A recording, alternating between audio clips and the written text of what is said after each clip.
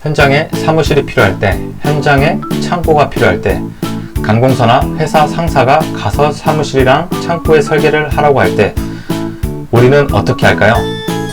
우리는 표준 품셈을 찾아봅니다.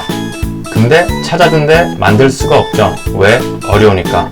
우리는 이제 만들지 말고 내용만 대충 이해하고 만들어진 것을 불러오는 연습만 해볼게요. 자, 우리가 알아볼 내용은 2-2-3에 있는 가설 시설물이에요. 22년도에 보완됐다고 나와 있고, 이거의 내용을 보면 철제 조리식 가설 건축물을 구할 때 쓰는 품셈이에요. 지금 구성을 보면 기간이 있고 구분이 있어요. 이 기간에는 3개월부터 60개월 이상까지 사용할 수 있다고 나와 있고, 구분에 보면 손율이 있고, 그 다음에 부자재율이 있으며, 부자재율에는 사무실과 창고가 있어요. 그리고 밑에 내용을 한번 보면 부자재는 주자재의 손율에 대한 구성 비율이다. 이게 무슨 말이냐? 지금 이 부분이 주자재인데 이 부자재율을 구하려면은 이 주자재율을 구한 금액, 그 금액에다가 이 부자재율에 대한 금액을 산출하려면 이 부자재율에 대한 이 율을 곱해줘야 돼요. 그러면은 부자재율에 대한 금액이 산출이 됩니다. 이 말은 그 뜻이고, 그리고 밑에 보면 주자재는 참고자료 조리식 가설 건축물의 주자재를 참고한다. 예, 이거는 바로 이제 배워볼 건데요. 일단 여기 3개월일 때 주자재의 손율은 12%예요. 그래서 이걸 소수점으로 환산하면 0.12고, 부자재 같은 경우는 만약에 사무실일 경우는 0.36이 되겠죠. 자, 그 다음에 이제 재료에 대해서 한번 알아볼게요. 그 다음 페이지로 넘어가 보면은 이렇게 참고 자료 조리식 가설 건축물의 주자재라고 되어 있고, 단위는 바닥 면적의 해배당으로 되어 있어요. 근데 이 해배당을 볼 때는 항상 이 앞에 1이 있다고 생각하시면 돼요. 근데 이 재료를 보면 너무 많죠. 그래서 이런 내용들 때문에 쉽게 포기할 경우가 많아요.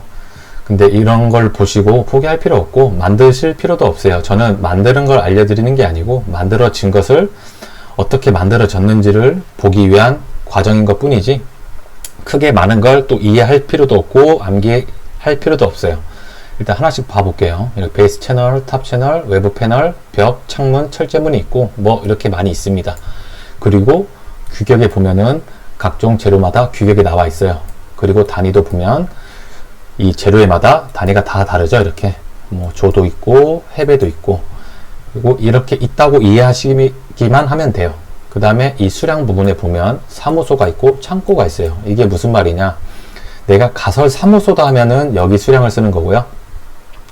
내가 가설 창고다 하면은 여기 걸 써야 됩니다. 이렇게 이해하시면 되고, 이거를 뭐 암기를 한다던가 이거를 뭐 엑셀표로 만들어도 상관은 없는데, 저는 품셈 전체를 거의 다 만들어 봤어요. 만들어 봤는데 별로 속도가 나지 않더라고요. 그렇게 만들어도. 그래서 저는 프로그램을 개발하게 됐고, 프로그램으로 쉽게 배울 수 있는 것을 알려드리는 겁니다. 자, 이제 프로그램을 한번 열어서 볼게요. 뚜껑 설계 사용법은 다른 영상에도 있으니까 그걸 참고하시고 일단 바로 만들어 볼게요. 지금 이렇게 해서 이게 대분류, 그다음 중분류, 이 중분류를 클릭하면은 이렇게 단가들을 볼 수 있어요. 근데 저는 단가 산출해서 검색을 해볼게요. 만약에 가설이라고 치면 검색을 해보면 이것밖에 안 나오거든요. 근데 이것만 있는 게 아니고 옆에 단가 산출이라는 게 있어요. 이렇게 클릭해보면 이렇게 또 나와요. 이 기본 데이터는 이제 뚜껑 설계의 데이터고 다른 유저 데이터도 볼 수 있습니다. 이렇게 체크하면. 자, 일단 기본 데이터에서 가설 사무실을 한번 봐볼게요. 가설 창고가 여기 있죠. 가설 사무소가 사무실이거든요. 뭐 한 3개월짜리를 한번 봐볼게요. 이렇게 클릭하면 미리 보기를 할 수 있어요. 이렇게 미리 보기도 할 수 있고, 이렇게 해서 지금 다 만들어진 거예요. 벌써 뭐 A는 0.12, 이게 무슨 뜻이냐면 여기서 보면 이 3개월은 손율이 0.12죠. 12%. 그래서 그 0.12를 말하는 것이고, 지금 이게 0.12가 그 뜻이고, 여기 보면 0.44, 뭐 0.44 이렇게 식이 돼 있어요. 이게 아까 우리가 본 주자재죠. 주자재가 이렇게 다 입력돼 있고, 이 0.44는 어디서 온 거냐? 여기서 보면 여기 0.44 있죠. 사무소니까 이 베이스 채널에 대한 수량은 0.44라고 해서 여기다가 이렇게 곱해 준 겁니다. 그 다음에 뒤에다가 이 손율을 곱해 준 거예요. 예, 이렇게 해서 만들어진 거고, 이 밑에 것도 다 똑같이 이렇게 만들어졌겠죠. 그렇게 이해하시면 되고, 아까 우리 부자재 있었잖아요. 자, 부자재는 지금 36%가 되어 있고, 상위 항목 재료비, 그러니까 주자재, 이 주자재에 대한 재료비에 이렇게 요율을 곱해서 U를 곱해서 이렇게 금액이 나온 거예요. 그러니까 무슨 말이냐면은 우리가 아까 다시 한번 볼게요. 여기 부자재는 아까 우리가 3개월일 때 이렇게 U를 곱하게 되어 있잖아요. 자, 이 내용을 곱해준 거예요. 그래서 지금 만들어진 거 보면 이렇게 36% 되어 있고, 그 다음에 이제 노후비, 건축목공, 보통인부는 어떻게 된 것이냐.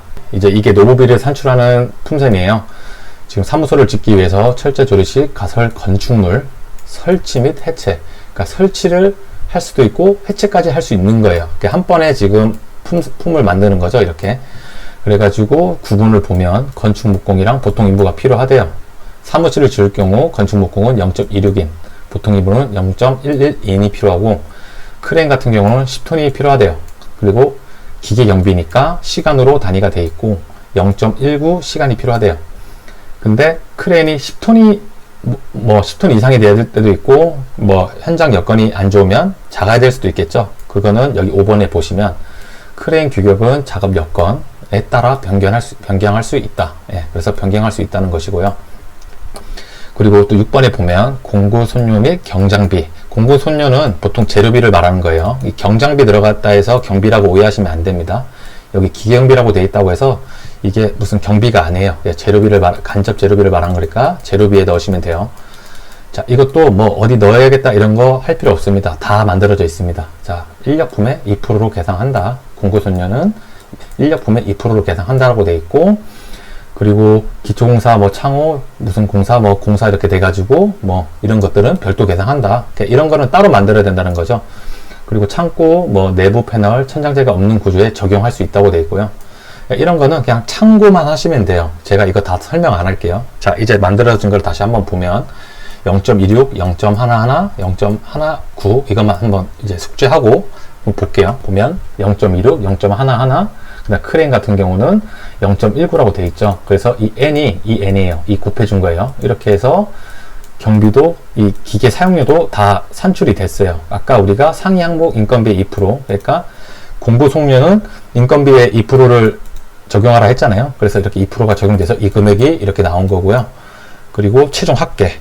그래서 이거 가설 사무소를 하나 만드는데 1회배당 필요한 단가가 이건 거예요. 그래서 이제 이걸 어떻게 쓰냐. 3개월짜리였죠. 이걸 추가 누릅니다. 자, 추가 누르면 내역서로 넘어가 보면 이렇게 만들어져 있어요. 우리가 아까 단가 산출서에서 찾았죠. 그럼 단가 산출 목록표를 한번 눌러보면 지금 이렇게 가설 사무소 조립식 3개월 해배당 합계 재료비 노후 및 경비가 이렇게 나와 있고, 이거의 근거식은 어디 있냐. 여기 상근, 단가 산출 상근을 눌러보면 아까의 본 내용이 이렇게 만들어져 있어요. 근데 이거에 대한 우리가 노임 단가도 필요하고 기계 경비도 필요하고 자재 단가가 다 필요하거든요. 그건 어디 있냐. 여기 건설기계 목록표를 한번 눌러볼게요. 자, 크레인 타이어 10톤이 들어가 있죠.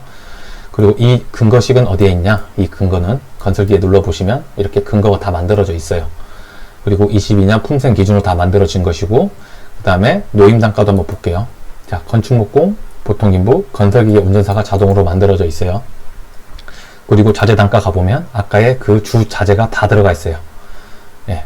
이렇게 해서 만약에 단가만 좀 수정하시면 돼요. 원하시는 걸로. 뭐 견적으로 하실 거면 견적 이렇게 해서 만드시면 되고, 자, 이렇게 해서 그냥 내역서 하나가 다 만들어진 거고요. 예, 최종 엑셀 파일 다운로드까지 해볼게요. 클릭하시고 확인.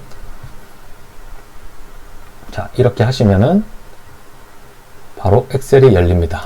자, 이렇게 해서 아까 만든 데이터들이 내역서 원가부터 다 있어요. 이렇게 만들어져 있고, 그 다음에 단가 산출 목록표 가면 이렇게 만들어져 있고, 상근표 가면 아까의 식이 다 이렇게 바뀌어 있습니다. 자, 이렇게 해서 이거를 일일이 치는 게 아니고 그냥 불러다가 추가할 줄만 알면 되는 거예요. 근데 단지 이런 공부를 하는 거는 이게 어떻게 만들어진지 알아야겠다 정도지, 이거를 뭐 암기하거나 그럴 필요 없습니다. 네, 다음 시간에 뵙겠습니다. 감사합니다.